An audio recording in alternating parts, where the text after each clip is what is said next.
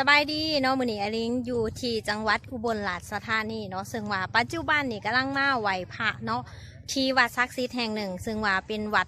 ผู้ผ่าวนั่นเองเนาะเป็นวัดเรื่องแสงแหละกะวัดนี้ก็ตั้งมาแต่สมัยบุหานการเนาะและเป็นวัดที่ศักดิ์สิทธิ์มื้อนี้ก็คือ ทีมงานเฮาพากันมาแวะไหว้พระก่อนที่จะเดินทางไปสู่พัทยาเนาะเดี๋ยวทุกท่านติดตามชมตอนต่อไปว่า จะมีทริปและกิจกรรมดีๆและกการท่องเที่ยวจะพาทุกท่านไปเที่ยวอยู่ไซแหน่เนาะเดี๋ยวติดตามตอนต่อไปเลย